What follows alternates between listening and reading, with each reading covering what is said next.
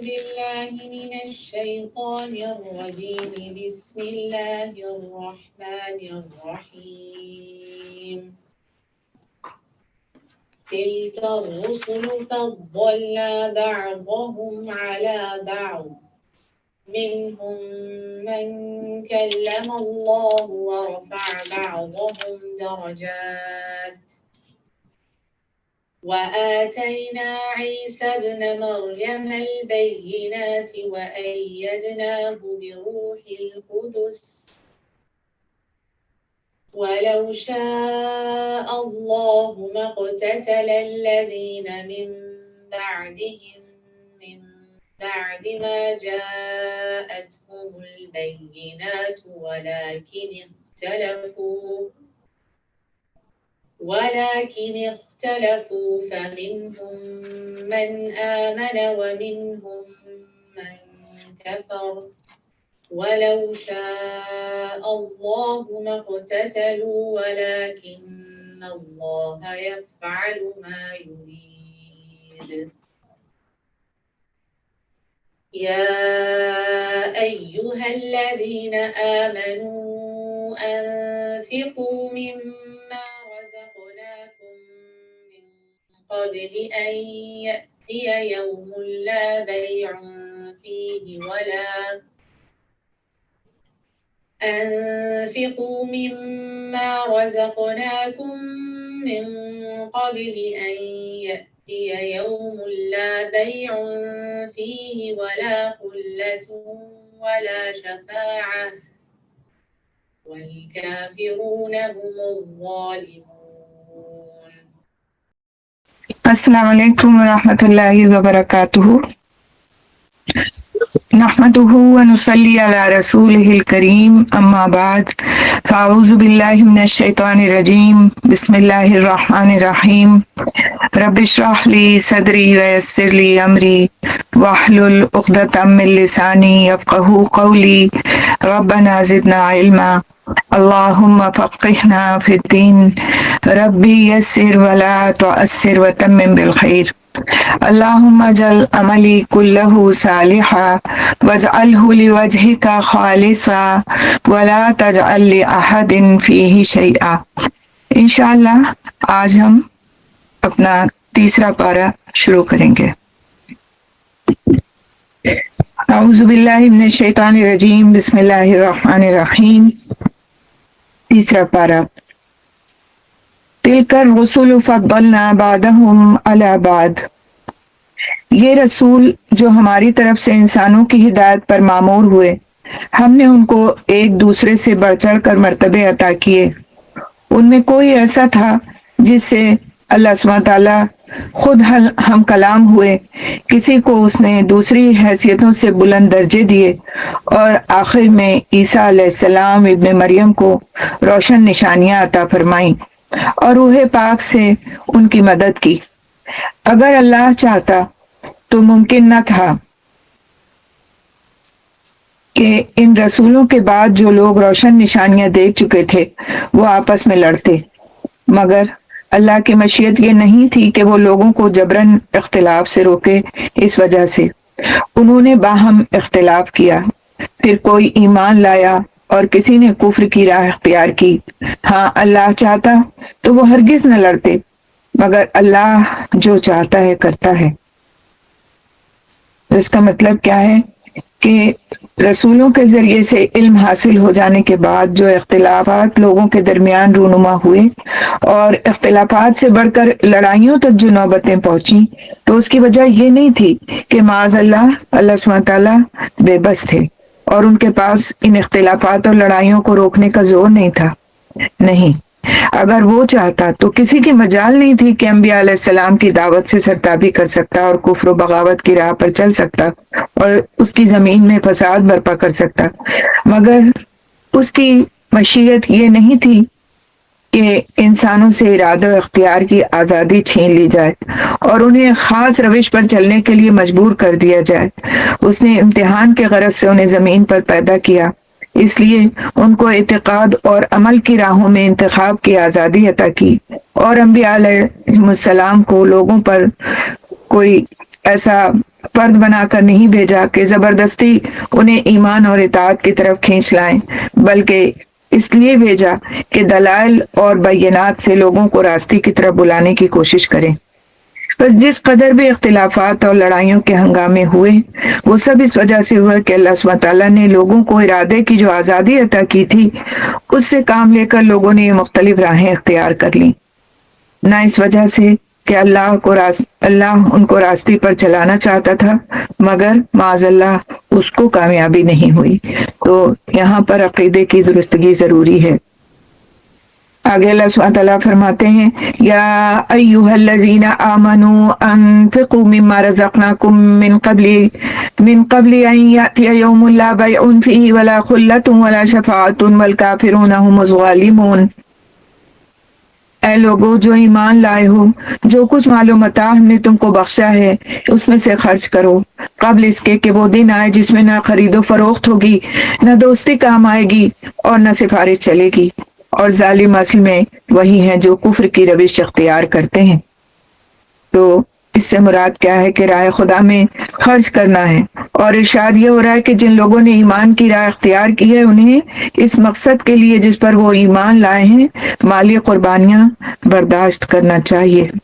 آخرت کی نجات کے لیے نیک اعمال اور صدقہ و خیرات ہی کام آتا ہے۔ اس کے بعد آیت الکرسی، قرآن حکیم کی سب سے عظیم آیت۔ اللہ لا الہ الا هو الحی القیوم لا تأخذہ سنۃ ولا نوم لہ ما فی السماوات وما فی الارض من ذا الذی یشفع عنده الا بإذنہ یعلم ما بین ایدیہم وما خلفہم ولا یحیطون بشیء من علمہ الا بما شاء وسع کرسیہ السماوات والارض ولا یؤودہ حفظہما وہو العلی العظیم۔ تو قرآن حکیم کی سب سے عظیم آیت ہے آیت الکرسی۔ ہر فرض نماز کے بعد اس کا پڑھنا جنت میں لے جانے کا باعث ہے۔ اس میں توحید کے 12 دلائل ہیں، اللہ سبحانہ تعالیٰ کے 5 نام ہیں، 20 سے زیادہ صفات ہیں اور 10 جملوں پر مشتمل ہے۔ انشاءاللہ اس کا ترجمہ ہم دیکھتے ہیں۔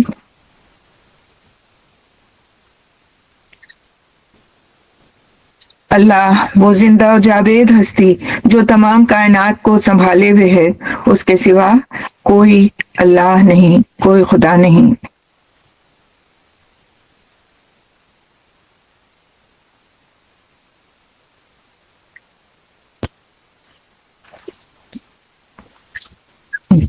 وہ نہ سوتا ہے اور نہ اسے اونگ لگتی ہے، زمین اور آسمانوں میں جو کچھ ہے اسی کا ہے، کون ہے جو اس کی جناب میں اس کی اجازت کے بغیر سفارش کر سکے؟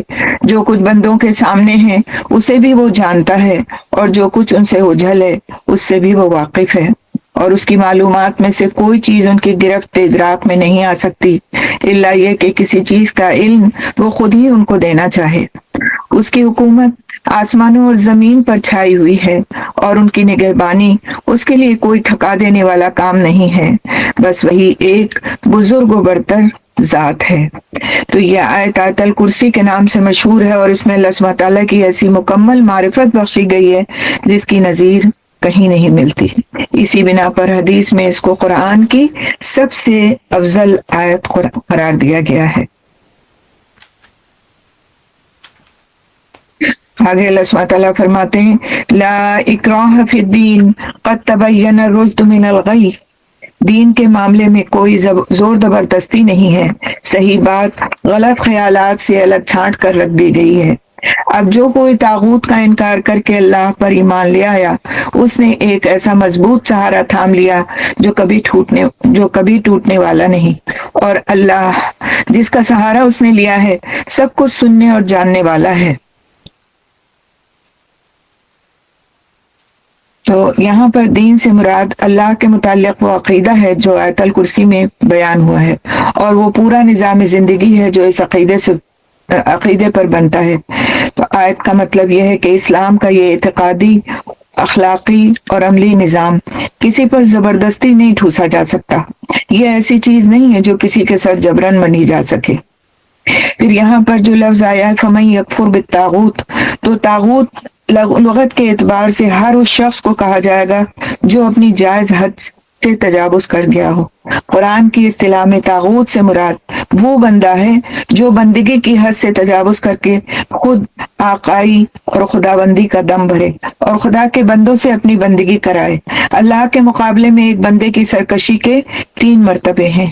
پہلا مرتبہ یہ ہے کہ بندہ اصولاً اس کی فرما برداری ہی کو حق مانے مگر عملاً اس کے احکام کے خلاف ورزی کرے، اس کا نام فسق ہے اور اس کام کو کرنے والے کو فاسق کہا جاتا ہے۔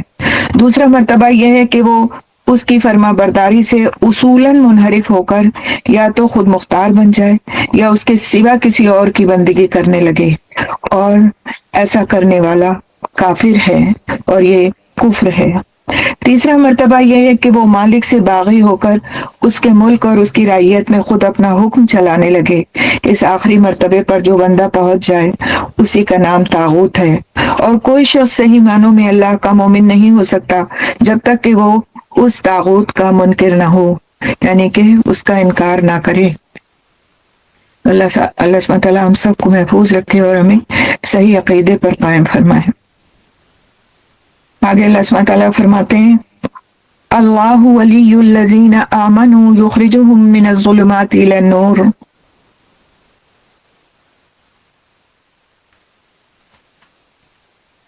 جو لوگ ایمان لاتے ہیں ان کا حامی و مددگار اللہ ہے اور وہ ان کو تاریکیوں سے روشنی میں نکال لاتا ہے، اور جو لوگ کفر کی راہ اختیار کرتے ہیں ان کے حامی و مددگار طاغوت ہیں اور وہ انہیں روشنی سے تاریکیوں کی طرف کھینچ لے جاتے ہیں۔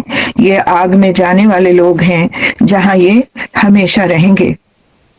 تو تاریکیوں سے مراد جہالت کی تاریکیاں ہیں جن میں بھٹک کر انسان اپنی فلاح و سعادت کی راہ سے دور نکل جاتا ہے اور حقیقت کے خلاف چل کر اپنی تمام قوتوں اور کوششوں کو غلط راستوں میں صرف کرنے لگتا ہے۔ اور نور سے مراد علم حق ہے جس کی روشنی میں انسان اپنی اور کائنات کی حقیقت اور اپنی زندگی کے مقصد کو صاف صاف دیکھ کر ایک صحیح راستے پر، ایک صحیح عمل پر گامزن ہوتا ہے۔ أَلَمْ تَرَ إِلَى الَّذِي حَاجَّ إِبْرَاهِيمَ فِي رَبِّهِ أَنْ آتَاهُ اللَّهُ الْمُلْكَ۔ اب یہاں پر اللہ سبحانہ تعالیٰ نے 3 واقعات بیان فرمائے ہیں اور اس کی روشنی میں انسان سمجھ سکتا ہے کہ اللہ سبحانہ تعالیٰ کا دوست کون ہے، اللہ سبحانہ تعالیٰ کا ماننے والا اور اس کی عبادت کرنے والا صحیح بندہ کون ہے، اور کون ہے جو تکبر کرتا ہے، کفر سے جا ملتا ہے۔ فرمایا کیا تم نے اس شخص کے حال پر غور نہیں کیا جس نے ابراہیم علیہ السلام سے جھگڑا کیا تھا؟ ابراہیم علیہ السلام سے جھگڑا کیا تھا۔ جھگڑا اس بات پر کہ ابراہیم علیہ السلام کا رب کون ہے، اور اس بنا پر کہ اس شخص کو اللہ نے حکومت دے رکھی تھی۔ جب ابراہیم علیہ السلام نے کہا کہ میرا رب وہ ہے جس کے اختیار میں زندگی اور موت ہے، تو اس نے جواب دیا کہ زندگی اور موت میرے اختیار میں ہے۔ ابراہیم علیہ السلام نے کہا اچھا، اللہ سورج کو مشرق سے نکالتا ہے، تو ذرا اسے مغرب سے نکال لا۔ یہ سن کر وہ منکر حق ششدر رہ گیا، یعنی حیران ہو گیا۔ تو جس شخص کا یہاں پہ تذکرہ ہو رہا ہے اس سے مراد نمرود ہے جو حضرت ابراہیم علیہ السلام کے وطن عراق کا بادشاہ تھا۔ جس واقعے کا یہاں ذکر کیا جا رہا ہے اس کی طرف کوئی اشارہ جو ہے اور بائبل میں یا اور کسی کتاب میں تو نہیں ملتا، لیکن یہ جو پورا واقعہ موجود ہے بڑی حد تک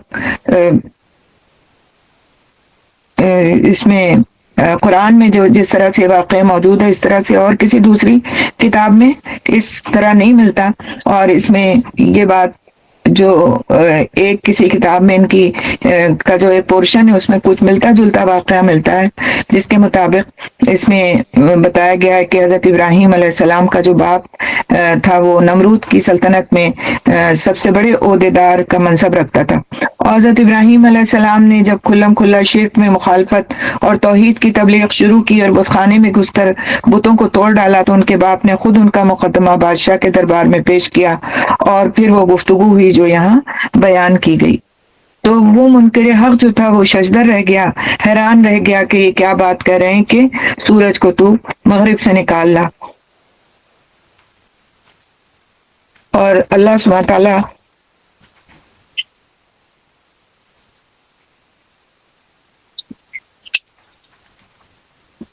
مگر اللہ سبحانہ تعالیٰ ظالموں کو راہ راست نہیں دکھایا کرتا. ظالموں کو اللہ سبحانہ تعالیٰ جو ظلم کرتے ہیں، ظلم کا مطلب کیا ہے؟ شرک کرتے ہیں یہاں پر، تو اللہ ظالموں کو راہ راست نہیں دکھایا کرتا. او کالذی مر علی قریۃ وہی خاویہ، یا پھر مثال کے طور پر اس شخص کو دیکھو جس کا گزر ایک بستی پر ہوا جو اپنی چھتوں پر آندھی گری پڑی تھی. اس نے کہا یہ آبادی جو ہلاک ہو چکی ہے اسے اللہ کس طرح دوبارہ زندگی بخشے گا. اس پر اللہ نے اس کی روح قبض کر لی اور وہ 100 برس تک مردہ پڑا رہا. پھر اللہ نے اسے دوبارہ زندگی بخشی اور اس سے پوچھا بتاؤ کتنی مدت پڑے رہے ہو؟ اس نے کہا ایک دن یا چند گھنٹے رہا ہوں گا. فرمایا تم پر 100 برس اسی حالت میں گزر چکے ہیں. اب ذرا اپنے کھانے اور پانی کو دیکھو، اس میں ذرا تغیر نہیں آیا، یعنی ذرا سی بھی تبدیلی نہیں آئی. دوسری طرف ذرا اپنے گدھے کو بھی دیکھو کہ اس کا پنجر تک بوسیدہ ہو رہا ہے، اور یہ ہم نے اس لیے کیا ہے کہ ہم تمہیں لوگوں کے لیے ایک نشانی بنا دینا چاہتے ہیں. یعنی ایک ایسے شخص کا زندہ پلٹ کر آنا جسے دنیا 100 برس پہلے مردہ سمجھ چکی ہو، خود اس کے ہم اپنے ہم اثروں میں ایک جیت جاگتے نشانی بنا دینے کے لیے کافی تھا. پھر دیکھو کہ ہڈیوں کے اس پنجر کو ہم کس طرح اٹھا کر گوشت پوشت اس پر چڑھاتے ہیں. اس طرح جب حقیقت اس کے سامنے بالکل نمایاں ہو گئی تو اس نے کہا میں جانتا ہوں کہ اللہ ہر چیز پر قدرت رکھتا ہے. یعنی جب اس نے یہ ساری نشانی دیکھ لی تو اللہ کے قدرت کا قائل ہو گیا. اور وہ واقعہ بھی پیش نظر رہے جب ابراہیم علیہ السلام نے کہا تھا کہ میرے مالک مجھے دکھا دے تو مردوں کو کیسے زندہ کرتا ہے. اللہ سبحانہ تعالیٰ نے فرمایا کیا تو ایمان نہیں رکھتا؟ اس نے یعنی حضرت ابراہیم علیہ السلام نے عرض کیا ایمان تو رکھتا ہوں مگر دل کا اطمینان درکار ہے. فرمایا اچھا تو 4 پرندے لے لے اور ان کو اپنے سے مانوس کر لے. تو 4 پرندے لے لے اور ان کو اپنے سے مانوس کر لے. پھر ان کا ایک ایک جز ایک ایک پہاڑ پر رکھ دے. پھر ان کو پکار، وہ تیرے پاس دوڑے چلے آئیں گے. خوب جان لے کہ اللہ نہایت با اقتدار اور حکیم ہے. اب اس کے بعد اللہ سبحانہ تعالیٰ نے جب اپنی قدرت کے مظاہر دکھا دیے اور یقین دلا دیا، اس کے بعد انفاق کی آیات شروع ہوتی ہیں. اور اس میں ہمارے لیے بہت سبق ہے کہ کس طرح اللہ سبحانہ تعالیٰ اپنے بندوں کو اپنے راستے میں انفاق کی ترغیب دلاتے ہیں. مثل الذين ينفقون أموالهم في سبيل الله كمثل حبة أنبتت 7 سنابل في كل سنبلة 100 حبة والله يضاعف لمن يشاء والله واسع عليم. جو لوگ اپنے مال اللہ کی راہ میں صرف کرتے ہیں ان کے خرچ کی مثال ایسی ہے جیسے ایک دانہ بویا جائے اور اس سے 7 بالیں نکلیں اور ہر بال میں 100 دانے ہوں. اسی طرح اللہ جس کے عمل کو چاہتا ہے افزونی عطا فرماتا ہے، یعنی بڑھا دیتا ہے. وہ فراغ دست بھی ہے اور علیم بھی ہے. تو مال کا خرچ خواہ اپنی ضروریات کی تکمیل میں ہو، یا اپنے بال بچوں کا پیٹ پالنے میں ہو، یا اپنے اعزاء و اقربا کے خبرگیری کرنے میں ہو، یا محتاجوں کی اعانت میں، یا رفاہ عام کے کاموں میں، یا اشاعت دین اور جہاد کے مقاصد میں، بہرحال اگر وہ قانون الہی کے مطابق ہو اور خالص اللہ کی رضا کے لیے ہو تو اس کا شمار اللہ ہی کی راہ میں ہوگا. اسی طرح آیت کے اختتام پر اللہ سبحانہ تعالیٰ فرماتے ہیں وہ فراغ دست بھی ہے اور علیم بھی ہے. یعنی جس قدر خلوص اور جتنے گہرے جذبے کے ساتھ انسان اللہ کی راہ میں مال خرچ کرے گا اتنا ہی اللہ کی طرف سے اس کا اجر اسے زیادہ دیا جائے گا. جو اللہ ایک دانے میں اتنی برکت دیتا ہے کہ اس سے 700 دانے اگ سکتے ہیں، اس کے لیے کوئی مشکل نہیں کہ تمہاری خیرات کو بھی اسی طرح نشو و نما بخشے اور 1 روپے کے خرچ کو اتنی ترقی دے کہ اس کا اجر 700 گنا ہو کر تمہاری طرف پلٹے. اس حقیقت کو بیان کرنے کے بعد اللہ تعالیٰ کی یہ جو 2 صفات بیان ہوئی ہیں، 2 صفات ارشاد فرمائی گئی ہیں، اس میں کیا ہے؟ ایک یہ کہ وہ فراغ دست ہے، واسعن فراغ دست ہے اور اس کا ہاتھ تنگ نہیں ہے کہ تمہارا عمل فی الواقع جتنی ترقی اور جتنے اجر کا مستحق ہو وہ نہ دے سکے. دوسرا یہ کہ وہ علیم ہے، بے خبر نہیں ہے کہ جو کچھ تم خرچ کرتے ہو اور جس جذبے سے کرتے ہو اس سے وہ ناواقف رہ جائے اور تمہارا اجر مارا جائے. الذین ينفقون اموالهم فی سبیل اللہ، جو لوگ اپنے مال اللہ کی راہ میں خرچ کرتے ہیں اور خرچ کر کے پھر احسان نہیں جتاتے، نہ دکھ دیتے ہیں، ان کا اجر ان کے رب کے پاس ہے اور ان کے لیے کسی رنج اور خوف کا موقع نہیں ہے۔ ایک میٹھا بول اور کسی ناگوار بات پر ذرا سی چشم پوشی اس خیرات سے بہتر ہے جس کے پیچھے دکھ ہو۔ اللہ بے نیاز ہے اور بردباری اس کی صفت ہے۔ اے ایمان لانے والوں، اپنے صدقات کو احسان جتا کر اور دکھ دے کر اس شخص کی طرح خاک میں نہ ملا دو جو اپنا مال محض لوگوں کو دکھانے کے لیے خرچ کرتا ہے اور نہ اللہ پر ایمان رکھتا ہے نہ آخرت پر۔ تو یہ جو فقرہ ہے کہ کون سا عمل بہتر ہے اللہ کے نزدیک، کہ یہ جو اس میں دو باتیں ارشاد ہوئی ہیں اور یہ بات کہی گئی کہ ایسا صدقہ جس میں احسان جتا دیا جائے تو اللہ سبحانہ تعالیٰ کے پاس پھر ان کا اس کے لیے کوئی اجر نہیں، لیکن جو خرچ کرے اور پھر احسان نہ جتائے نہ دکھ دے، ان کا اجر ان کے رب کے پاس ہے اور ان کے لیے کسی رنج اور خوف کا موقع نہیں۔ ایک میٹھا بول اور کسی ناگوار بات پر ذرا سی چشم پوشی اس خیرات سے بہتر ہے جس کے پیچھے دکھ ہو۔ اللہ بے نیاز ہے اور بردباری اس کی صفت ہے۔ تو یہ جو فقرہ ہے اس میں دو باتیں ارشاد ہوئی ہیں، ایک یہ کہ اللہ تمہاری خیرات کا حاجت مند نہیں ہے، دوسری یہ کہ اللہ تعالیٰ چونکہ خود بردبار ہے اس لیے اسے پسند بھی وہی لوگ ہیں جو کم ظرف نہ ہوں بلکہ فراغ دل، حوصلے والے اور بردبار ہوں۔ جو اللہ تم پر زندگی کے اسباب و وسائل کا بے حساب فیضان کر رہا ہے، بے حساب عطا کر رہا ہے اور تمہارے قصوروں کے باوجود تمہیں بار بار بخش رہا ہے، وہ ایسے لوگوں کو کیسے پسند کر سکتا ہے جو کسی غریب کو ایک روٹی کھلا دیں تو احسان جتا جتا کر اس کی عزت نفس کو خاک میں ملا دیں۔ اسی بنا پر حدیث میں آتا ہے کہ اللہ تعالیٰ اس شخص کو قیامت کے روز شرف ہم کلامی سے اور نظر عنایت سے محروم رکھے گا جو اپنے عطیے پر احسان جتاتے ہوں گے۔ اللہ تعالیٰ ہم سب کو محفوظ رکھے کہ اس طرح سے ہم اپنا کیا ہوا عمل ضائع کر دیتے ہیں۔ پھر اسی طرح اس آیت میں یہ بات فرمائی گئی، یا ایھا الذین آمنوا لا تبطلوا صدقاتکم بالمن، یعنی احسان جتا کر اور دکھ دے کر اس شخص کی طرح خاک میں نہ ملا دو جو اپنا مال محض دکھانے کے لیے خرچ کرتا ہے۔ اور پھر اس کی ایک آگے مثال بیان کی گئی کہ ایسے شخص کی مثال کیسی ہے۔ اس کے خرچ کی مثال ایسی ہے جیسے ایک چٹان تھی جس پر مٹی کی تہ جمی ہوئی تھی، اس پر جب زور کی بارش ہوئی تو ساری مٹی بہہ گئی اور صاف چٹان کی چٹان رہ گئی۔ تو اس مثال سے یہ جو مثال ہے اس میں بارش سے مراد خیرات ہے، چٹان سے مراد اس نیت اور اس جذبے کی خرابی ہے جس کے ساتھ خیرات کی گئی ہے، مٹی کی ہلکی تہ سے مراد نیکی کی وہ ظاہری شکل ہے جس کے نیچے نیت کی خرابی چھپی ہوئی ہے۔ تو اس وضاحت کے بعد یہ مثال اچھی طرح سمجھ میں آ سکتی ہے۔ بارش کا فطری تقاضا یہی ہے کہ اس سے سبزہ نکلے اور کھیتی نشو نما پائے، لیکن جب اسی سبزے نکلنے والی زمین، سبزے کو قبول کرنے والی زمین محض برائے نام اوپر ہی اوپر ہو اور اس اوپری تہ کے نیچے نیری پتھر کی چٹان رکھی ہو تو بارش مفید ہونے کے بجائے الٹی مضر ہو جائے گی۔ اسی طرح خیرات بھی اگرچہ بھلائیوں کو نشوونما دینے کی قوت رکھتی ہے مگر اس کے نفع مند ہونے کے لیے حقیقی نیک نیتی شرط ہے۔ نیت نیک نہ ہو تو ابر کرم کا فیضان بجز اس کے محض ضیاء مال ہے اور کچھ نہیں، یعنی کہ جو کچھ بھی وہ خرچ کرے گا وہ گویا ایک طرح سے اپنا مال ضائع کر لے گا اگرچہ اس کی نیت اچھی نہیں ہے۔ جس طرح سے اگر پتھریلی زمین پر بارش برستی ہے تو وہ مٹی کو بہا لے جاتی ہے بجائے کہ اس کے کہ مٹی کے اوپر سبزہ اگائے۔ آگے اللہ سبحانہ تعالیٰ فرماتے ہیں ایسے لوگ اپنے نزدیک خیرات کر کے جو نیکی کماتے ہیں اس سے کچھ بھی ان کے ہاتھ نہیں آتا، اور کافروں کو سیدھی راہ دکھانا اللہ کا دستور نہیں ہے۔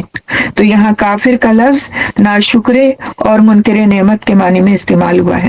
جو شخص اللہ کی دی ہوئی نعمت کو اس کی راہ میں اس کی رضا کے لیے خرچ کرنے کے بجائے مخلوق کے خوشنودی کے لیے صرف کرتا ہے، یا اگر اللہ کی راہ میں کچھ مال دیتا بھی ہے تو اس کے ساتھ تکلیف بھی دیتا ہے، وہ دراصل ناشکرا اور اپنے اللہ کا احسان فراموش ہے۔ اور جبکہ وہ خود ہی اللہ کی رضا کا طالب نہیں ہے تو اللہ اس سے بے نیاز ہے کہ اسے خواہ اپنی رضا کا راستہ دکھائے۔ آگے اللہ سبحانہ وتعالیٰ ایک اور مثال بیان فرماتے ہیں وَمَثَلُ الَّذِينَ يُنفِقُونَ أَمْوَالَهُمُ ابْتِغَاءَ مرضات الله وتثبيتا من أنفسهم كمثل جنة بربوة أصابها وابل فآتت أكلها ضعفين۔ بخلاف اس کے جو لوگ اپنے مال محض اللہ کی رضا جوئی کے لیے دل کے پورے ثبات اور قرار کے ساتھ خرچ کرتے ہیں، ان کے خرچ کی مثال ایسی ہے جیسے کسی اونچی سطح پر ایک باغ ہو، اگر زور کی بارش ہو جائے تو دگنا پھل لائے، اور اگر زور کی بارش نہ بھی ہو تو ایک ہلکی پھوار ہی اس کے لیے کافی ہو جائے۔ تم جو کچھ کرتے ہو سب اللہ کی نظر میں ہے، یعنی اللہ سبحانہ تعالیٰ صرف اخلاص سے کیے گئے عمل کو قبول فرماتے ہیں۔ آگے اللہ سبحانہ تعالیٰ فرماتے ہیں اَيَوَدُّ أَحَدُكُمْ أَن تَكُونَ لَهُ جَنَّةٌ، کیا تم میں سے کوئی یہ پسند کرتا ہے کہ اس کے پاس ایک ہرا بھرا باغ ہو، نہروں سے سیراب، کھجوروں اور انگوروں اور ہر قسم کے پھلوں سے لدا ہوا، اور وہ عین اس وقت ایک تیز بگولے کی ضد میں آ کر جھلس جائے جبکہ وہ خود بوڑھا ہو اور اس کے کمسن بچے ابھی کسی لائق نہ ہوں۔ اس طرح اللہ اپنی باتیں تمہارے سامنے بیان کرتا ہے، شاید کہ تم غور و فکر کرو۔ تو جو بڑھاپے میں اپنی بدعمالیوں سے پہلے اپنے اعمال ضائع کر لے، اس کی مثال ہے یہ واقعہ۔ کیا فرمایا گیا کہ یعنی کہ تم یہ پسند نہیں کرتے کہ تمہاری عمر بھر کی کمائی ایک ایسے نازک موقع پر تباہ ہو جائے جبکہ تم اس سے فائدہ اٹھانے کے سب سے زیادہ محتاج اور اثر نو کمائی کرنے کا موقع بھی تمہارے پاس نہ ہو۔ تو یہ بات تم کیسے پسند کر رہے ہو کہ دنیا میں پوری عمر کام کرنے کے بعد آخرت کی زندگی میں تم اس طرح قدم رکھو کہ وہاں پہنچ کر ایک تمہیں معلوم ہو کہ تمہارا پورا کارنامہ حیات یہاں پر کوئی قیمت نہیں رکھتا، جو کچھ تم نے دنیا کے لیے کمایا تھا وہ دنیا ہی میں رہ گیا، اور آخرت کے لیے کچھ کما کر لائے نہیں کہ یہاں اس کا پھل کھا سکو، اور وہاں تو تمہیں اس کا کوئی موقع بھی نہیں ملے گا کہ اب اثر نو آخرت کے لیے کمائی کرو۔ تو آخرت کے لیے کام کرنے کا جو کچھ بھی موقع ہے اسی دنیا میں ہے۔ یہاں اگر تم آخرت کی فکر کیے بغیر ساری عمر دنیا ہی کی دھن میں لگے رہے اور اپنی تمام قوتیں اور کوششیں دنیاوی فائدے تلاش کرنے میں ہی کھپاتے رہے تو زندگی ختم ہونے کے بعد تمہاری حالت بے نہیں اس بوڑھے شخص کی طرح حسرتناک ہوگی جس کی عمر بھر کی کمائی اور جس کی زندگی کا سہارا ایک باغ تھا، اور وہ باغ عالم پیری میں یعنی بڑھاپے میں اس وقت جل گیا جبکہ نہ وہ خود نئے سرے سے باغ لگا سکتا ہے اور نہ اس کی اولاد ہی اس قابل ہے کہ اس کی مدد کر سکے۔ اللہ تعالیٰ ہم سب کو محفوظ رکھے کہ ہم جو نیک اعمال کرتے ہیں ان کو اپنے برے اعمال کے ذریعے سے ضائع کر بیٹھیں اور ہم سمجھ بھی نہ پائے کہ ہمارے وہ اعمال ضائع ہو رہے ہیں، اور جب ہم قیامت کے دن اللہ کے حضور کھڑے ہوں تو پتہ چلے کہ ہمارا نامہ اعمال نیکیوں سے تو خالی ہے، کیونکہ ہم نے ان کو غلط اعمال کے ذریعے سے ضائع کر دیا ہے اور سمجھتے یہی رہے کہ ہم نے بہت کچھ کمائی کی ہے، پر ہمارے پاس بہت کچھ ہے اللہ کے سامنے پیش کرنے کے لیے۔ یا ایھا الذین آمنوا انفقوا من طیبات ما کسبتم، اے لوگو جو ایمان لائے ہو، جو مال تم نے کمائے ہیں اور جو کچھ ہم نے زمین سے تمہارے لیے نکالا ہے اس میں سے بہتر حصہ راہ خدا میں خرچ کرو۔ ایسا نہ ہو کہ اس کی راہ میں دینے کے لیے بری سے بری چیز چھانٹنے کی کوشش کرنے لگو، حالانکہ وہی چیز اگر کوئی تمہیں دے تو تم ہرگز اسے لینا گوارا نہیں کرو گے، الا یہ کہ اس کو قبول کرنے میں تم اغماض برت جاؤ، یعنی آنکھیں بند کر لو۔ تمہیں جان لینا چاہیے کہ اللہ بے نیاز ہے اور بہترین صفات سے متصف ہے۔ شیطان تمہیں مفلسی سے ڈراتا ہے اور شرمناک طرز عمل اختیار کرنے کی ترغیب دیتا ہے، مگر اللہ تمہیں اپنے بخشش اور فضل کی امید دلاتا ہے۔ اللہ بڑا فراخ دست اور دانا ہے، جس کو چاہتا ہے حکمت عطا فرماتا ہے، اور جس کو حکمت ملی اسے حقیقت میں بڑی دولت مل گئی۔ ان باتوں سے صرف وہی لوگ سبق لیتے ہیں جو دانشمند ہیں۔ تو یہاں پر بھی انفاق کی بات کہی گئی اور ایسی چیزوں کو خرچ کرنے کی بات کہی گئی کہ جن کو تم خود بھی پسند کرتے ہو۔ ایسا نہیں کہ جو کچھ تمہارے پاس بیکار اور ردی ہے وہ تو تم اللہ کے راستے میں دے بیٹھو، اور جو کچھ بہترین ہے اس کو صرف اور صرف اپنے لیے رکھ لو۔ اگر ہم اس بات کو اپنے دھیان میں رکھیں تو ہم کبھی بھی خراب چیزیں اللہ کے راستے میں نکالنے کی جرات نہیں کر سکتے، کہ صدقہ انسان کے ہاتھ میں جانے سے پہلے، یعنی جس کو ہم دے رہے ہیں اس کے ہاتھ میں جانے سے پہلے اللہ کے ہاتھ میں جاتا ہے۔ کوئی غلط چیز، کوئی خراب چیز کیا ہم اپنے مالک کے ہاتھ میں دینے کی جرات کر سکتے ہیں؟ تو صدقہ اللہ کے ہاتھ، اس شخص کے ہاتھ میں جانے سے پہلے اللہ کے ہاتھ میں جاتا ہے۔ حضرت عائشہ صدیقہ رضی اللہ تعالیٰ عنہ جب کوئی چیز صدقہ کرتی تھی اس میں خوشبو لگایا کرتی تھی، کیونکہ ان کا یقین تھا کہ یہ چیز میرے مالک کے ہاتھ میں پہلے جائے گی اور پھر اس شخص کے ہاتھ میں جائے گی جس کو میں دے رہی ہوں، تو مجھے اس کو بہترین کر کے دینا ہے، خوبصورت بنا کر دینا ہے۔ اگر ہم اپنے کوئی کپڑے لتے ایسے نکال بھی رہے ہیں جو ہماری ضرورت سے زیادہ ہیں اور ہم دینے جا رہے ہیں، تو ہم ان کو اس حالت میں کر کے دیں دوسرے کو کہ اس کو دیکھ کر کے اس کا دل نہ خراب ہو کہ مجھے ملا کیا ہے۔ اچھی طرح سے دھو لیں، پریس کر دیں، خوشبو لگا دیں اور اس طرح سے کسی کو دیں۔ تو اگر یہ ہمارا یقین ہو جائے کہ جائے گی چیز مالک کے ہاتھ میں پہلے، تو ہمارا طرز عمل دینے کے سلسلے میں بالکل بدل جائے۔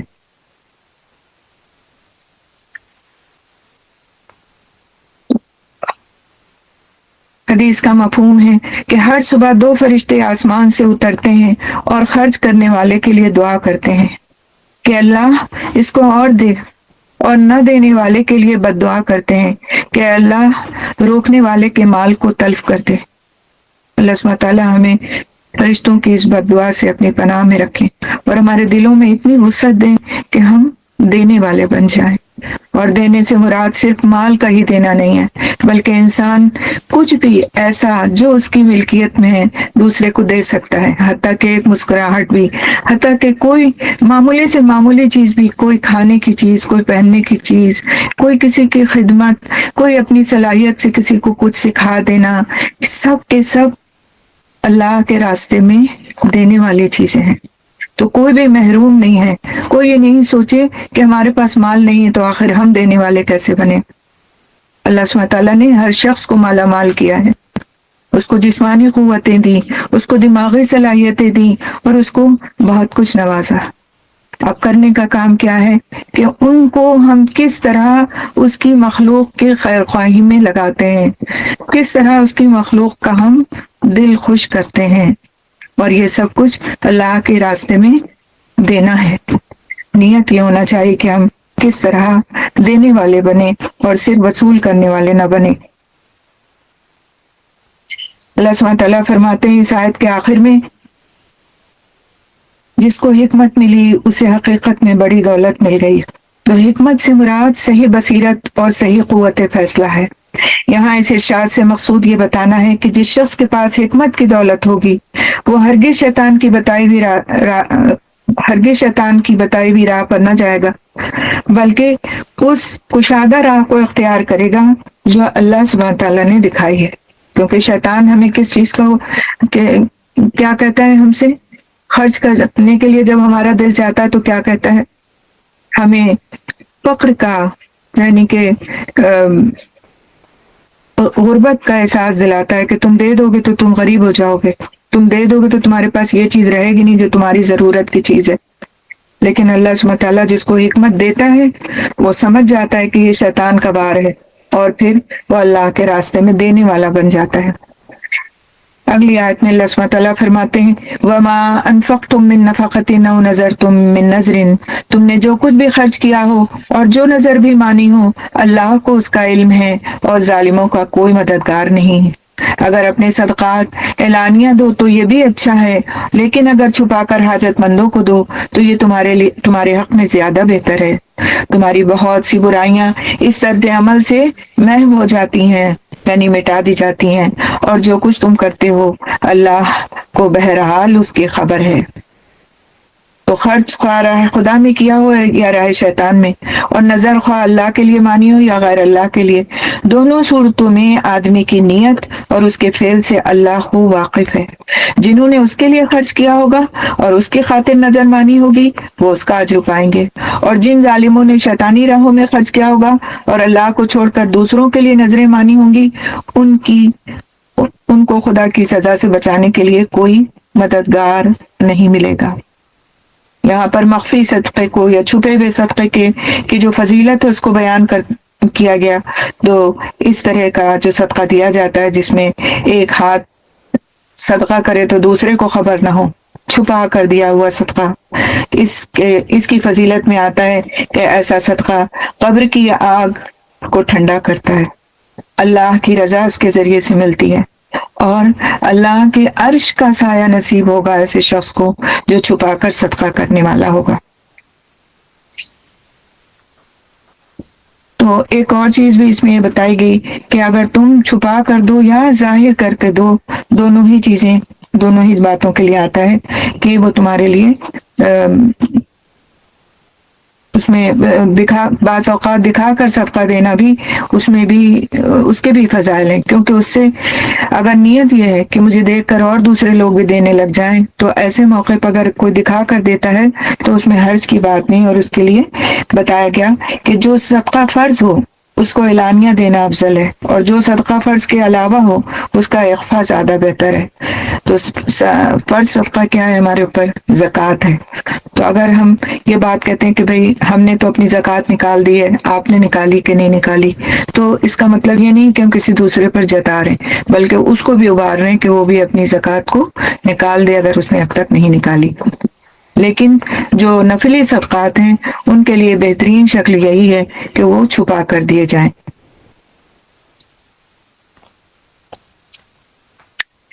آگے اللہ سبحانہ تعالیٰ فرماتے ہیں لوگوں کو ہدایت بخش دینے کی ذمہ داری تم پر نہیں ہے، ہدایت تو اللہ ہی جسے چاہتا ہے بخشتا ہے، اور خیرات میں جو مال تم خرچ کرتے ہو وہ تمہارے اپنے لیے بھلا ہے، آخر تم اسی لیے تو خرچ کرتے ہو کہ اللہ کی رضا حاصل ہو۔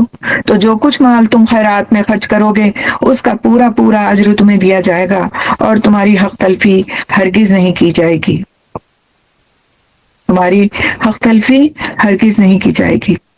خاص طور پر مدد کے مستحق وہ تنگ دست لوگ ہیں جو اللہ کے کام میں ایسے گر گئے ہیں کہ اپنی ذاتی کسب معاش کے لیے زمین میں کوئی دوڑ دھوپ نہیں کر سکتے۔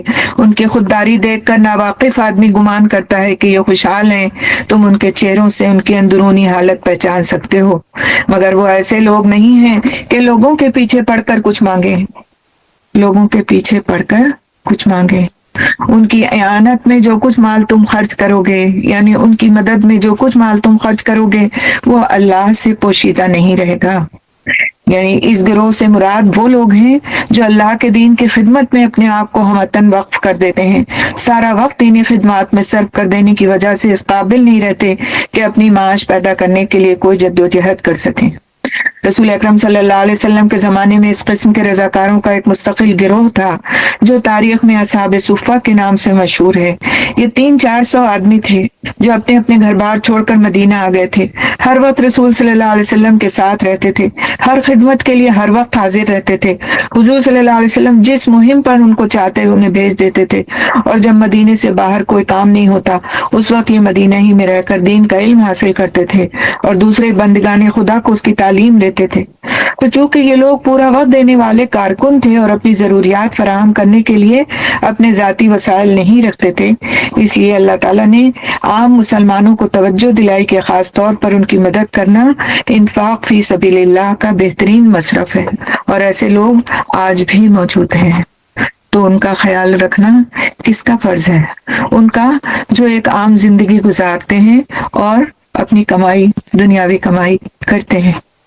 الذین ينفقون اموالهم باللیل والنہار سرا وعلانیہ فلہم اجرہم عند ربہم ولا خوف علیہم ولا هم یحزنون. جو لوگ اپنے مال شب و روز کھلے اور چھپے خرچ کرتے ہیں ان کا اجر ان کے رب کے پاس ہے اور ان کے لیے کسی خوف اور رنج کا مقام نہیں. تو یہاں پر بتایا گیا ہے کہ پہلے یہ بتایا گیا کہ کس کو دینا ہے، کیسے دینا ہے، یعنی کہ جس طرح دینا ہے اس کو بتایا گیا کہ کسی طرح کا احسان نہیں جتانا. پھر بتایا گیا کہ دینا کس کو ہے، ان لوگوں کو جو واقعی مستحق ہیں. اور اب یہ اس آیت میں ہی بتایا گیا کہ کب دینا ہے. تو شب و روز کی بات کہی گئی، یعنی یہ نہیں کہ صدقہ دن ہی کو نکالا جائے یا صدقہ رات کو ہی نکالا جائے، تو دن و رات خرچ کرنے کی بات کہی گئی. تو دیکھیے اب رمضان آ رہے ہیں، قیام اللیل کے لیے جاتے وقت کچھ نہ کچھ صدقہ کر دیں. اسی طرح سے دن میں کچھ نہ کچھ صدقہ کریں، کسی بھی طرح سے، مال سے، اپنی خدمت سے، اپنی صلاحیت سے، لوگوں کی خیر و عافیت پوچھنے سے، ان کی کسی خدمت سے، ان کو کچھ پکا کر دینے سے، کسی بھی طرح سے. تو یہ صدقہ و خیرات کو بہترین طریقے سے کرنے اور سکھانے والا مہینہ اللہ سبحانہ وتعالی ہم سب کو نصیب فرمائے، جس کے ہم بہت نزدیک ہیں. اور یہ صرف رمضان کے لیے ہی نہیں ہے بلکہ اور مہینوں میں بھی اور دنوں میں بھی اس پریکٹس کو جاری رکھا جا سکتا ہے. اور جب ہم پہلے سے اس کی پریکٹس کرتے ہیں تبھی پھر آگے اس مہینے میں کرنے کی ہماری عادت بنتی ہے. یہاں سے سود کی آیات شروع ہوتی ہیں. سود کے بارے میں اللہ سبحانہ تعالیٰ فرماتے ہیں الذین یأکلون الربا لا یقومون الا کما یقوم الذی یتخبطہ الشیطان من المس. مگر جو لوگ سود کھاتے ہیں ان کا حال اس شخص کا سا ہوتا ہے جسے شیطان نے چھو کر باولا کر دیا ہو. اور اس حالت میں ان کے مبتلا ہونے کی وجہ یہ ہے کہ وہ کہتے ہیں تجارت بھی تو آخر سود ہی جیسی چیز ہے، حالانکہ اللہ سبحانہ تعالیٰ نے تجارت کو حلال کیا ہے اور سود کو حرام. لہٰذا جس شخص کو اس کے رب کی طرف سے یہ نصیحت پہنچے اور آئندہ کے لیے وہ سود خوری سے باز آ جائے تو جو کچھ وہ پہلے کھا چکا سو کھا چکا، اس کا معاملہ اللہ کے حوالے ہے. اور جو اس حکم کے بعد پھر اسی حرکت کا اعادہ کرے وہ جہنمی ہے جہاں وہ ہمیشہ رہے گا. اللہ سود کا مٹھ مار دیتا ہے اور صدقات کو نشو نما دیتا ہے. یعنی اللہ تعالیٰ یمحق اللہ الربا، سود کا مٹھ مار دیتا ہے. یعنی سود کی جو ایک طرح سے بڑھ کے ملنے کا نفع جو نظر آتا ہے وہ کوئی نفع نہیں ہوتا. اور صدقات کو نشو نما دیتا ہے، یعنی صدقات کو بڑھاتا ہے اور دن دوگنی رات چوگنی اس میں برکت عطا کرتا ہے. واللہ لا یحب کل کفار نسیم، اور اللہ سبحانہ تعالیٰ کسی ناشکر بد عمل انسان کو پسند نہیں کرتا. اب اپنے آپ کو جانچ لے انسان کہ میں اللہ سبحانہ تعالیٰ کے پسندیدہ بندوں میں سے ہوں یا نہیں ہوں. دو چیزیں بتائی گئی اس آیت میں، کسی ناشکر بد عمل، تو کہیں ہمارے اندر ناشکری تو نہیں ہے، یا پھر اعمال کی کوئی ایسی خرابی کہ اللہ کی محبت سے محرومی ہو جائے. اللہ تعالیٰ ہم سب کو اس طرح کے گناہوں سے بچنے کی توفیق عطا کرے جو ہم انجانے میں کرتے چلے جاتے ہیں اور جس کا ہمیں احساس بھی نہیں ہوتا کہ ہم محروم کس چیز سے ہو رہے ہیں. یعنی ہم اللہ کی محبت سے محروم ہو جاتے ہیں اگر ہم ناشکری کرتے ہیں اور بدعمالیاں کرتے ہیں.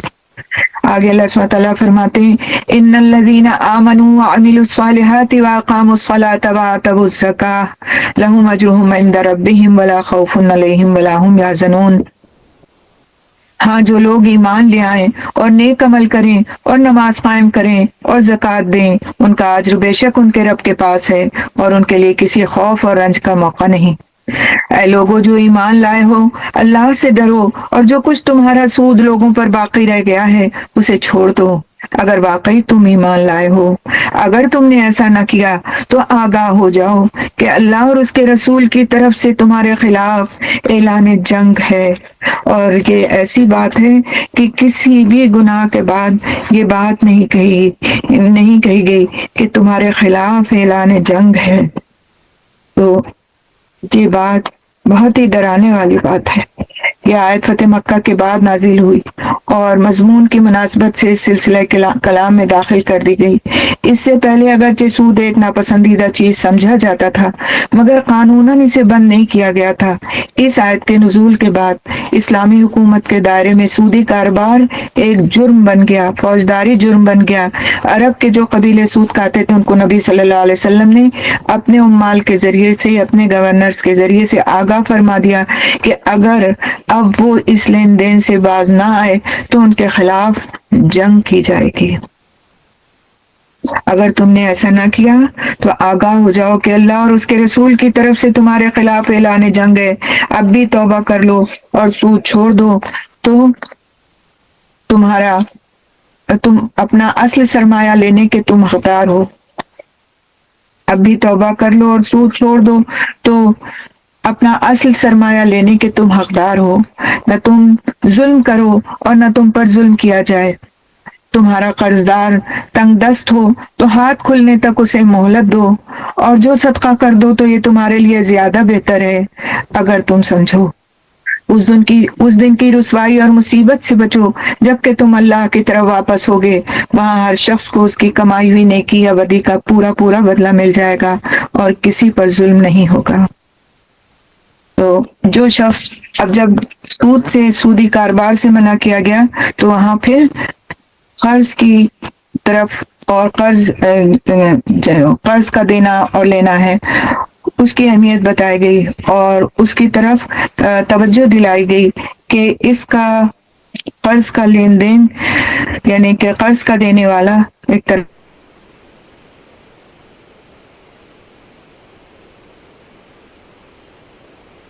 اللہ کے نزدیک کتنا محترم ہے اور کتنا محبوب ہے، اور ہمیں حدیث سے اس بات کو سمجھنے میں آسانی ہوتی ہے کہ قرض کا دینا بظاہر کتنا مشکل لگتا ہے اگر وہ بغیر کسی فائدے کے دیا جائے۔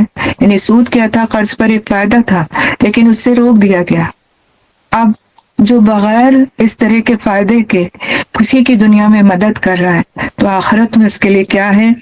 حدیث کا مفہوم ہے کہ قرض کی ادائیگی کی مدت تک اس شخص کو جو قرض دیتا ہے روزانہ اتنا مال صدقہ کرنے کا ثواب ملتا ہے۔ مثال کے طور پر کسی کو 1000 روپے قرض دیا تو اور 1 مہینے کی مدت رکھی کہ 1 مہینے کے بعد آپ یہ واپس کر دیجیے گا مجھ کو، ہر دن 1000 روپے صدقہ کرنے کا ثواب اس شخص کے کھاتے میں لکھا جا رہا ہے۔ تو ہم میں سے کون ہے جو اتنا پیسہ جو اس نے قرض دیا اتنا ہی روز صدقہ بھی کر سکے؟ اور یہ ایک جس کو کہنا چاہیے مفت کا ثواب ہے۔ اور اگر وہ مدت گزر جائے جو لکھی گئی تھی، وہ مدت گزر جائے تو پھر جو اس نے قرض دیا ہے اس کے بقدر، اس کے دگنی رقم کے بقدر اس کا ثواب لکھا جائے گا۔ یعنی ہر دن اگر 1000 دیا ہے تو ہر دن 2000 صدقہ کرنے کا ثواب دیا جائے گا۔ اور یہ ثواب کیوں رکھا گیا؟ صرف اس لیے کہ لوگوں میں اس بات کی رغبت ہو کہ دنیاوی منفعت نہ صحیح، دنیاوی فائدہ نہ صحیح، لیکن آخرت میں ہمارے لیے کیا کچھ لکھا جا رہا ہے، لہٰذا وہ اس کی طرف رغبت کریں۔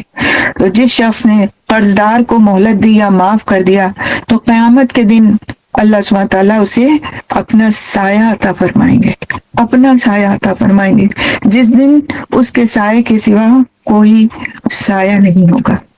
اللہ تعالیٰ ہمیں اس بات کی توفیق عطا فرمائے کہ ہم بغیر کسی دنیاوی لالچ کے اللہ تعالیٰ کے ان بندوں کی مدد کرنے والے ہو جائیں جو ضرورت مند ہیں۔ ان کی ضرورت کو ہم ایسا سمجھیں کہ یہ ہماری ضرورت ہے، ہم پہ بھی ایسا وقت آ سکتا ہے، اور اللہ پر بھروسہ کر کے ان کی مالی مدد کریں۔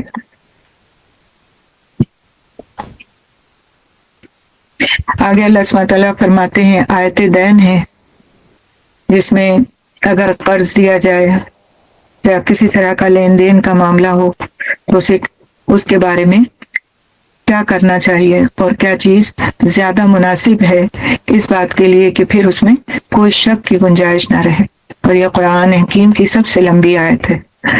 اعوذ باللہ من الشیطان الرجیم یا ایھا الذین آمنوا اذا تداینتم بدین الی اجل مسمى فاکتبوہ، اے لوگو جو ایمان لائے ہو، جب کسی مقرر مدت کے لیے تم آپس میں قرض کا لین دین کرو تو اسے لکھ لیا کرو۔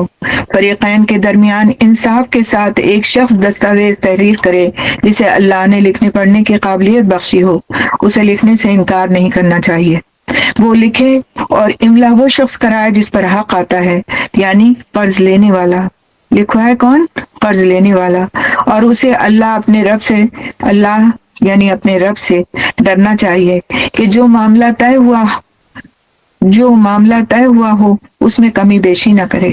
لیکن اگر قرض لینے والا خود نادان یا ضعیف ہو یا املا نہ کرا سکتا ہو تو اس کا ولی انصاف کے ساتھ املا کرائے۔ پھر اپنے مردوں میں سے 2 آدمیوں کو اس پر گواہ کر لو، اپنے مردوں میں سے 2 آدمیوں کی اس پر گواہی کرا لو، اور اگر 2 مرد نہ ہوں تو 1 مرد اور 2 عورتیں ہوں، تاکہ ایک بھول جائے تو دوسری اسے یاد دلا دے۔ یہ گواہ ایسے لوگوں میں سے ہونا چاہیے جن کی گواہی تمہارے درمیان مقبول ہو۔ گواہوں کو جب گواہ بننے کے لیے کہا جائے تو انہیں انکار نہیں کرنا چاہیے۔ معاملہ خواہ چھوٹا ہو یا بڑا، میعاد کی تعیین کے ساتھ اس کی دستاویز لکھوا لینے میں کاہلی نہ کرو۔ اللہ کے نزدیک یہ طریقہ تمہارے لیے زیادہ انصاف پر مبنی ہے، اس سے شہادت قائم ہونے میں زیادہ سہولت ہوتی ہے اور تمہارے شکوک و شبہات میں مبتلا ہونے کا امکان کم رہ جاتا ہے۔ ہاں، جو تجارتی لین دین دست بدست تم لوگ آپس میں کرتے ہو اس کو نہ لکھا جائے تو کوئی حرج نہیں، یعنی 1 to 1 بیسس پر تو روزمرہ کی ذاتی ضرورت کی چیزیں جو انسان خرید و فروخت کرتا ہے اس کے بارے میں یہ بات کہی گئی کہ اگر اس کو نہ لکھا جائے تو کوئی حرج نہیں، مگر تجارتی معاملے طے کرتے وقت گواہ کر لیا کرو، کاتب اور گواہ کو ستایا نہ جائے۔ ایسا کرو گے تو گناہ کا ارتکاب کرو گے۔ اللہ کے غضب سے بچو، وہ تم کو صحیح طریقے عمل کی تعلیم دیتا ہے اور اسے ہر چیز کا علم ہے۔ اس طرح سے سود سے جب روکا گیا تو قرض کے احکام بتا دیے گئے، اور 3 اہم باتیں اس میں ہیں کہ قرض کو لکھا جائے، مدت مقرر کی جائے اور گواہ بنائے جائیں۔ آگے اللہ سبحانہ تعالیٰ فرماتے ہیں اگر تم سفر کی حالت میں ہو اور دستاویز لکھنے کے لیے کوئی کاتب نہ ملے تو رہن بالقبض پر معاملہ کرو، یعنی کوئی چیز رہن رکھ کر کے اور تو پھر قرض لے سکتے ہو۔ اگر تم میں سے کوئی شخص دوسرے پر بھروسہ کر کے اس کے ساتھ کوئی معاملہ کرے تو جس پر بھروسہ کیا گیا ہے اسے چاہیے کہ امانت ادا کرے اور اللہ اپنے رب سے ڈرے، اور شہادت ہرگز نہ چھپاؤ، یعنی شہادت دینے سے گریز کرنا یا شہادت میں صحیح واقعات کے اظہار سے پرہیز کرنا، دونوں پر شہادت چھپانے کا اطلاق ہوتا ہے، لہذا شہادت کو چھپانا گناہ ہے۔ جو شہادت چھپاتا ہے اس کا دل گناہ میں آلودہ ہے اور اللہ تمہارے اعمال سے بے خبر نہیں ہے۔ آگے اللہ سبحانہ تعالیٰ فرماتے ہیں آخری رکوع سورہ بقرہ کا، للہ ما فی السماوات و ما فی الارض وان تبدوا ما فی انفسکم او تخفوہ یحاسبکم بہ اللہ، آسمانوں اور زمین میں جو کچھ ہے سب اللہ کا ہے، تم اپنے دل کی باتیں خواہ ظاہر کرو یا چھپاؤ، اللہ بہرحال ان کا حساب تم سے لے لے گا، پھر اسے اختیار ہے جسے چاہے معاف کر دے اور جسے چاہے سزا دے، وہ ہر چیز پر قدرت رکھتا ہے۔ تو اس فقرے میں 2 باتیں مزید ارشاد ہوئی، ایک کہ ہر انسان فرداً اللہ کے سامنے ذمہ دار اور جواب دہ ہے، دوسری یہ کہ جس بادشاہ زمین و آسمان کے سامنے انسان جواب دہ ہے وہ غیب و شہادت کا علم رکھنے والا ہے، حتیٰ کہ دلوں کے چھپے ہوئے ارادے اور خیالات تک اس سے پوشیدہ نہیں ہے۔ آمن الرسول بما انزل الیہ من ربہ والمؤمنون، رسول اس ہدایت پر ایمان لایا ہے جو اس کے رب کی طرف سے اس پر نازل ہوئی ہے، اور جو لوگ اس رسول کے ماننے والے ہیں یعنی نبی کریم صلی اللہ علیہ وسلم کے، انہوں نے بھی اس ہدایت کو دل سے تسلیم کر لیا ہے۔ یہ سب اللہ اور اس کے فرشتوں اور اس کی کتابوں اور اس کے رسولوں کو مانتے ہیں، اور ان کا قول یہ ہے کہ ہم اللہ کے رسولوں کو ایک دوسرے سے الگ نہیں کرتے، ہم نے حکم سنا اور اطاعت قبول کی، مالک ہم تجھ سے خطا بخشی کے طالب ہیں اور ہمیں تیری ہی طرف پلٹنا ہے۔ اللہ کسی متنفس پر یعنی کسی زندہ شخص پر اس کی مقدرت سے بڑھ کر ذمہ داری کا بوجھ نہیں ڈالتا۔ ہر شخص نے جو نیکی کمائی ہے اس کا پھل اسی کے لیے ہے، اور جو بدی سمیٹی ہے اس کا وبال اسی پر ہے۔ پھر ایمان والوں کو دعا کرنے کا سلیقہ بتاتے ہوئے فرمایا، اے ایمان والو تم یوں دعا کیا کرو۔ کس طرح؟ اے ہمارے رب، ہم سے بھول چوک میں جو قصور ہو جائیں ان پر گرفت نہ کر۔ مالک، ہم پر وہ بوجھ نہ ڈال جو تو نے ہم سے پہلے لوگوں پر ڈالے تھے۔ پروردگار، جس بار کو اٹھانے کی طاقت ہم میں نہیں ہے وہ ہم پر نہ رکھ۔ ہمارے ساتھ نرمی فرما، ہم سے درگزر فرما، ہم پر رحم کر، تو ہمارا مولا ہے۔ کافروں کے مقابلے میں ہماری مدد فرما۔ ربنا لا تؤاخذنا ان نسینا او اخطانا ربنا ولا تحمل علينا اصرا كما حملته على الذين من قبلنا ربنا ولا تحملنا ما لا طاقة لنا به واعف عنا واغفر لنا وارحمنا انت مولانا فانصرنا على القوم الكافرين۔ آمین یا رب آمین۔ اللہ تعالیٰ تو ہم سے قبول فرما لے جو کچھ ہم نے پڑھا ہے اور اس میں جو کچھ ہم نے سیکھا ہے، محض اپنے فضل و کرم سے تو ہم کو سکھا دے اور ہمارے اس پڑھنے کو قبول فرما، اور آگے ہمیں اپنی اس کتاب ہدایت سے سبق لینے والا بنا، سیکھنے والا بنا، اور اس کو ہماری زندگی کا ساتھی بنا دے، اور مرنے کے بعد اس کو ہمارے لیے حجت بنا، ہمارے خلاف حجت نہ بنا۔ یا رب، قرآن حکیم کی اس سب سے طویل سورت کو پڑھنے کا تو نے ہمیں اعزاز بخشا، ہمیں توفیق بخشی، بس تو ہم پر اتنا کرم اور فرما دے کہ تو اسے ہم سے قبول فرما لے، ہمارے بیٹھنے کو، سننے کو اور ہمارے آگے پہنچانے کے اس عمل کو محض اپنے فضل و کرم سے، اپنی رحمت سے کوتاہیوں کو معاف کر کے قبول فرما لے۔ تو اس کی فضیلت، اس رکوع کی فضیلت میں فرمایا گیا کہ رات کو پڑھنے والے کو کافی ہو جاتی ہے، یعنی اگر کوئی اس کو رات کو پڑھ لیتا ہے تو اس کے لیے کافی ہو جاتی ہے۔ تو کافی ہونے کی کئی باتیں اس کے ضمن میں کہی گئی کہ اس کو رات بھر کی عبادت سے کافی ہو جاتی ہیں، اور یہ بھی کہا گیا کہ رات میں اس کی ہر چیز سے حفاظت کے لیے کافی ہو جاتی ہیں، ہر شر سے حفاظت کے لیے کافی ہو جاتی ہیں، لہٰذا اس کا معمول بنانا چاہیے۔ مشکل سے 2 منٹ صرف ہوتے ہیں، تو پوری کوشش کریں کہ رات، دیکھیے ہم سمجھتے ہیں کہ ہم عشاء کے بعد ہی جو کام کریں گے تبھی وہ کام رات میں شمار ہوگا، مغرب کے بعد سے رات شروع ہو جاتی ہے۔ کسی کو عشاء بعد ٹائم نہیں ملتا، مغرب بعد ملتا ہے، تو مغرب کے بعد ہی اس کو پڑھ لیں، اور کوشش کریں کہ اس کو یاد کر لیں، کیونکہ اس کی جو دعا ہے اس میں بہت ہی خوبصورت دعا ہے، اور رسول اکرم صلی اللہ علیہ وسلم کو یہ آیات عرش کے خزانے سے عطا ہوئی تھی، عرش کے خزانے سے، جیسے سورہ فاتحہ عطا ہوئی تھی عرش کے خزانے سے، اسی طرح یہ آیات بھی عرش کے خزانے سے عطا ہوئی تھی۔ تو کوئی چیز اگر خزانے میں سے نکال کے دی جائے تو وہ کتنی قیمتی ہوتی ہے، تو اس کی قیمت کا اندازہ کرنا چاہیے، اس کی اہمیت کا بھی اندازہ کرنا چاہیے۔ انشاءاللہ تعالی ہم سورت آل عمران کی شروعات کریں گے، اور یہ بھی قرآن حکیم کی طویل سورت ہے۔ اللہ تعالیٰ اس کو ہمیں اچھی طرح سے پڑھنے اور اس سے سبق حاصل کرنے کی توفیق عطا فرمائے۔ رسول اکرم صلی اللہ علیہ وسلم نے فرمایا، 2 روشن صورتیں یعنی سورۃ البقرہ، سورت آل عمران کو سیکھو، کیونکہ یہ دونوں صورتیں قیامت کے دن سائبانوں کی شکل میں یا پرندوں کی 2 صف بستہ ٹولیوں کی شکل میں آئیں گی اور اپنے پڑھنے والوں کا دفاع کریں گی۔ مسند احمد کی یہ روایت ہے۔ اس صورت میں ایک جگہ پر آل عمران کا ذکر آیا ہے، اسی کو علامت کے طور پر اس کا نام قرار دے دیا گیا۔ سورت کا خطاب خصوصیت کے ساتھ 2 گروہوں کی طرف ہے، ایک اہل کتاب یعنی یہود و نصارہ کی طرف، اور دوسرے وہ لوگ جو رسول اکرم صلی اللہ علیہ وسلم پر ایمان لائے۔ اس کے ساتھ ہی ہم اس کو شروع کریں گے انشاءاللہ۔ مدنی سورت ہے۔ اعوذ باللہ من الشیطان الرجیم، بسم اللہ الرحمن الرحیم۔ الف لام میم، اللہ لا الہ الا هو الحی القیوم۔ الف لام میم، اللہ وہ زندہ جاوید ہستی جو نظام کائنات کو سنبھالے ہوئے ہے، حقیقت میں اس کے سوا کوئی خدا نہیں ہے۔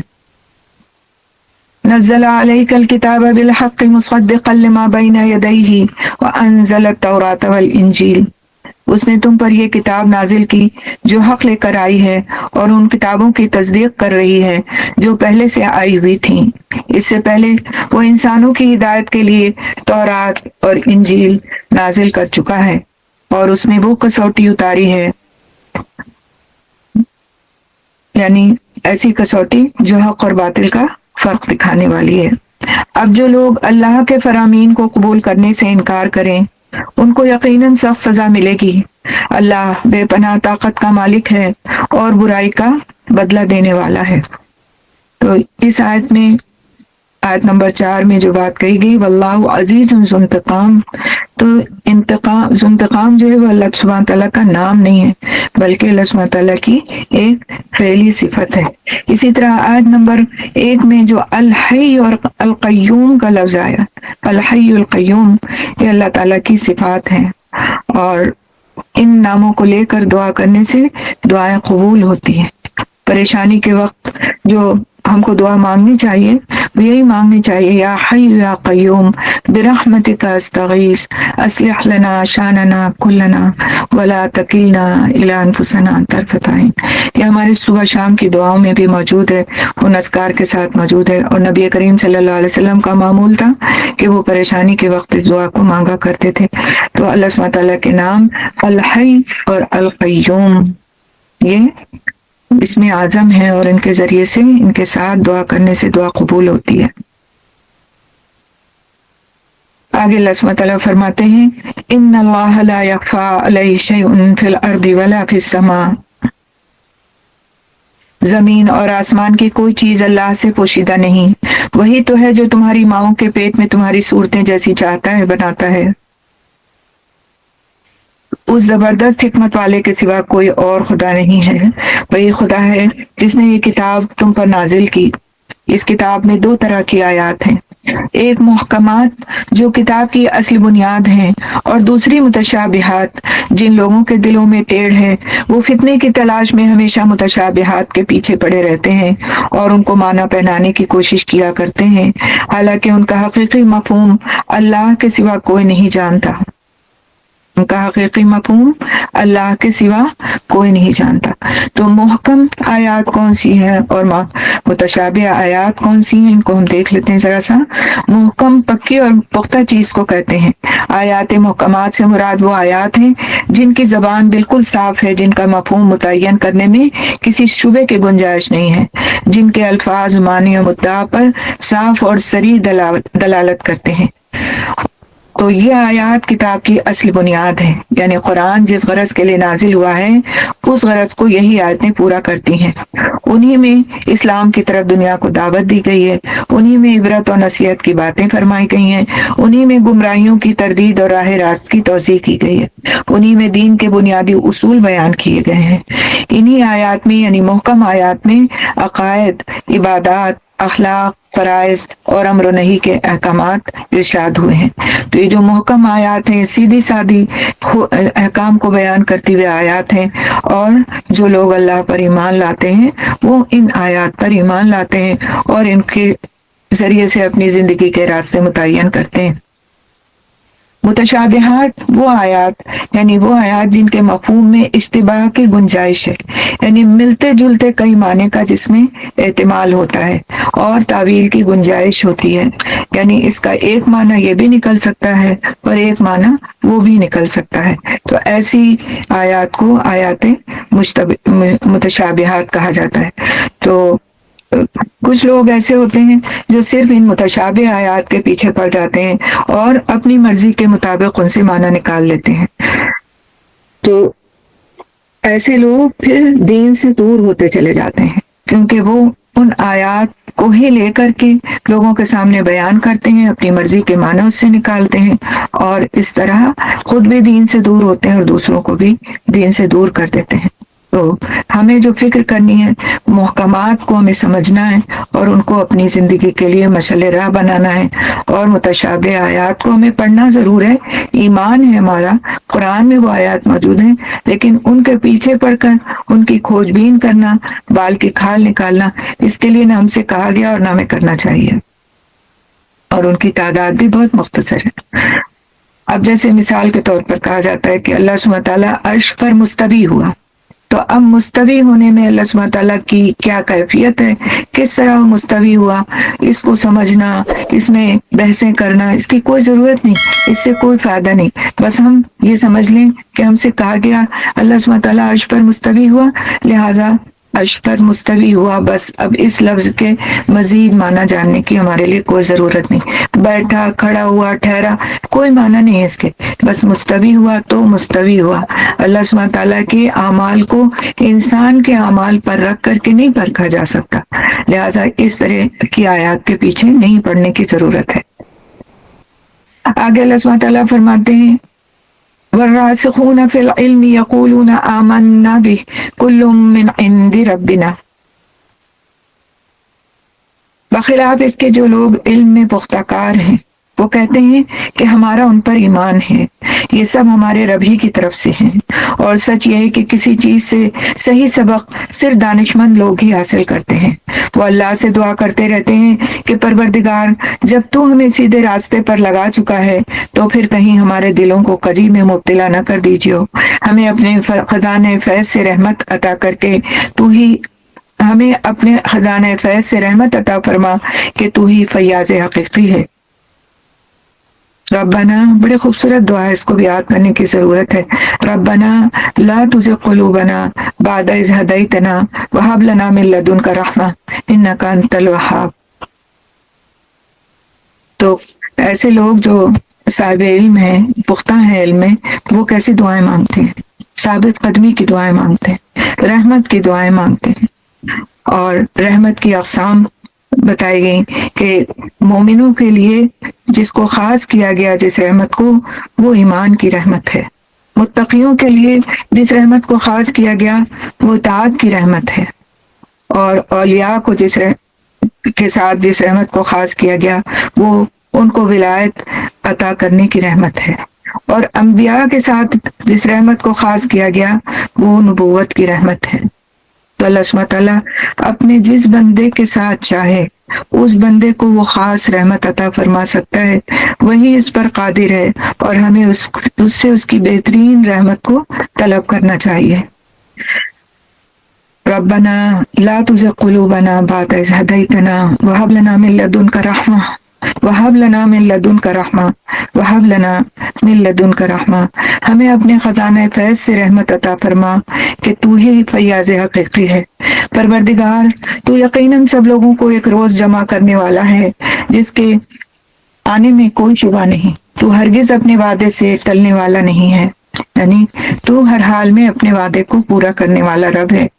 جن لوگوں نے کفر کا رویہ اختیار کیا ہے انہیں اللہ کے مقابلے میں نہ ان کا مال کچھ کام دے گا نہ اولاد، وہ دوزخ کا ایندھن بن کر رہیں گے، ان کا انجام ویسا ہی ہوگا جیسے فرعون کے ساتھیوں اور اس سے پہلے کے نافرمانوں کا ہو چکا ہے کہ انہوں نے آیات الہی کو جھٹلایا۔ نتیجہ یہ ہوا کہ اللہ نے ان کے گناہوں پر انہیں پکڑ لیا، اور ان کا سب سے بڑا گناہ کیا تھا؟ کفر کرنا اور تکبر کرنا۔ تو اللہ نے ان کے گناہوں پر انہیں پکڑ لیا، اور حق یہ ہے کہ اللہ سخت سزا دینے والا ہے۔ بس اے محمد صلی اللہ علیہ وسلم، جن لوگوں نے تمہاری دعوت کو قبول کرنے سے انکار کر دیا ہے ان سے کہہ دو کہ قریب ہے وہ وقت جب تم مغلوب ہو جاؤ گے اور جہنم کی طرف ہانکے جاؤ گے، اور جہنم بڑا ہی برا ٹھکانہ ہے۔ اللہ تعالی ہم سب کو محفوظ رکھے، ہم سب کو اس آگ سے، اس جہنم سے اپنی پناہ میں کر لے۔ تمہارے لیے ان دو گروہوں میں ایک نشان عبرت تھا جو بدر میں ایک دوسرے سے نبرد آزما ہوئے۔ ایک نشان عبرت تھا جو ایک دوسرے سے نبرد آزما ہوئے۔ کب نبرد آزما ہوئے؟ کب ایک دوسرے کے سامنے آئے؟ کب ایک دوسرے کے مقابل ہوئے؟ بدر کی جنگ میں۔ ایک گروہ اللہ کی راہ میں لڑ رہا تھا اور دوسرا گروہ کافر تھا۔ دیکھنے والے بچشم سر دیکھ رہے تھے کہ وہ کافر گروہ مومن گروہ سے دگنا ہے، مگر اللہ اپنی فتح و نصرت سے جس کو چاہتا ہے مدد دیتا ہے۔ یعنی نتیجے نے یہ بات ثابت کر دی کہ فتح نصرت کس کی ہوتی ہے؟ جس کو اللہ مدد دیتا ہے۔ دیدہ بینا رکھنے والوں کے لیے اس میں بڑا سبق پوشیدہ ہے۔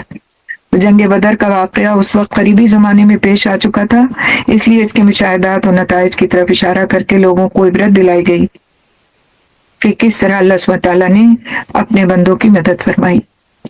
لوگوں کے لیے مرغوبات نفس، عورتیں، اولاد، سونے چاندی کے ڈھیر، نشان زدہ گھوڑے، مویشی اور زرعی زمینیں بڑی خوش آمدید بنا دی گئی ہیں، مگر یہ سب دنیا کی چند روزہ زندگی کے سامان ہیں۔ کیا فرماتے ہیں اللہ سبحانہ تعالیٰ قرآن کی زبان میں؟ ہم سنتے ہیں زُيِّنَ لِلنَّاسِ حُبُّ الشَّهَوَاتِ مِنَ النِّسَاءِ وَالْبَنِينَ وَالْقَنَاطِيرِ الْمُقَنطَرَةِ مِنَ الذَّهَبِ وَالْفِضَّةِ وَالْخَيْلِ الْمُسَوَّمَةِ وَالْأَنْعَامِ وَالْحَرْثِ ذَلِكَ مَتَاعُ الْحَيَاةِ الدُّنْيَا وَاللَّهُ عِندَهُ حُسْنُ الْمَآبِ قُلْ أَنُبِّئُكُم بِخَيْرٍ مِّن ذَلِكُمْ۔ تو سبحان اللہ، یہ سب چیزیں ہم کو پتہ ہیں کہ انسان کے لیے بہت ہی مرغوب چیزیں ہیں۔ شہوات سے مراد کیا ہے کہ کسی پسندیدہ مرغوب چیز کی طرف نفس کا کھنچ جانا، نفس اس کی طرف مائل ہو، صرف مائل نہ ہو بلکہ کھنچ جائے۔ تو یہاں پر ان چیزوں کو، یہ جو حب و شہوات ہیں جس میں یہ چیزیں بیان کی گئیں اور ان کی جو خوبصورتی لوگوں کے دلوں میں بس جاتی ہے اس کا بیان کیا گیا، تو ایسی چیزوں کو متاع کہا گیا۔ متاع سے کیا مراد ہے کہ بس ایسی چیز جس سے تھوڑی دیر کے لیے فائدہ اٹھایا جا سکے۔ تو فرمایا گیا ذالک متاع الحیات الدنیا، متاع الحیات الدنیا، مگر یہ سب دنیا کی چند روزہ زندگی کے سامان ہیں۔ حقیقت میں جو بہتر ٹھکانہ ہے وہ تو اللہ کے پاس ہے۔ کہو میں تمہیں بتاؤں کہ ان سے زیادہ اچھی چیز کیا ہے؟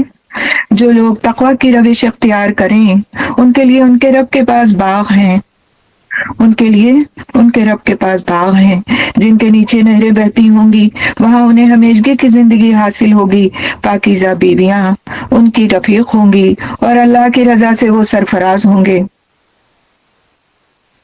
اللہ اپنے بندوں کے رویے پر گہری نظر رکھتا ہے۔ یہ وہ لوگ ہیں جو کہتے ہیں کہ مالک ہم ایمان لائے، ہماری خطاؤں سے درگزر فرما اور ہمیں آتش دوزخ سے بچا لے۔ یہ لوگ صبر کرنے والے ہیں۔ سبحان اللہ، کیا خوبصورت ان کی صفات بیان کی گئی کہ جو لوگ اللہ سبحانہ تعالیٰ کی رضا کے طلبگار ہیں، اس چیز کے طلبگار ہیں جو اللہ نے ان کے لیے آخرت میں رکھی ہے، جو تقوی کی روش اختیار کرنے والے ہیں، ان کے لیے کیا کچھ اللہ سبحانہ تعالیٰ نے وہاں تیار رکھا ہے۔ اور ان کی دعا کیا ہے؟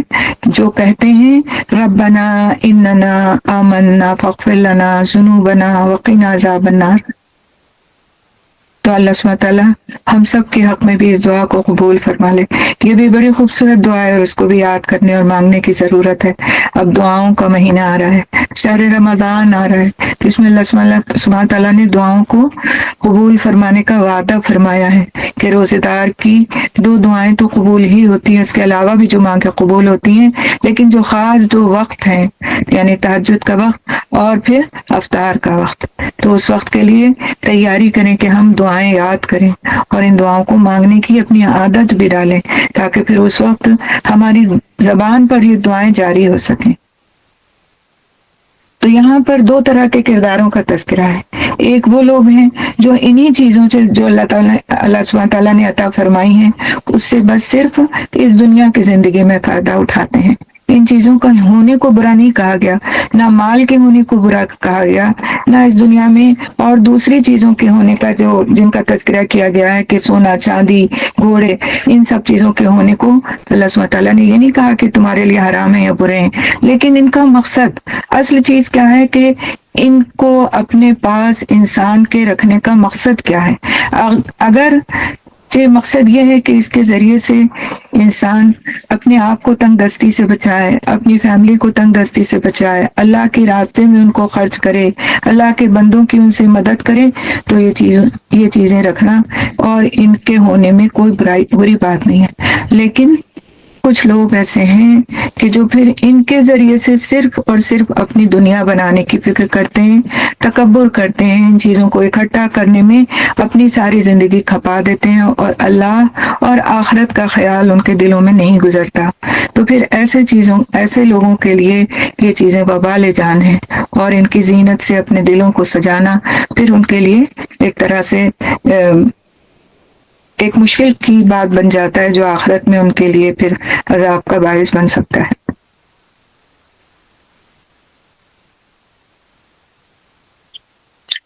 آگے اللہ سبحانہ تعالیٰ فرماتے ہیں یہ وہ لوگ ہیں جو کہتے ہیں کہ مالک ہم ایمان لائے، ہماری خطاؤں سے درگزر فرما اور ہمیں آتش دوزخ سے بچا لے، یہ لوگ صبر کرنے والے ہیں۔ تو راہ حق میں پوری طرح استقامت دکھانے والے ہیں۔ کسی نقصان یا مصیبت سے یہ لوگ ہمت نہیں ہارتے ہیں، کسی ناکامی سے دل شکستہ نہیں ہوتے ہیں، کسی لالچ سے پھسل نہیں جاتے ہیں، اور ایسی حالت میں بھی حق کا دامن مضبوطی کے ساتھ تھامے رہتے ہیں جبکہ بظاہر اس کی کامیابی کا کوئی امکان نظر نہ آتا ہو۔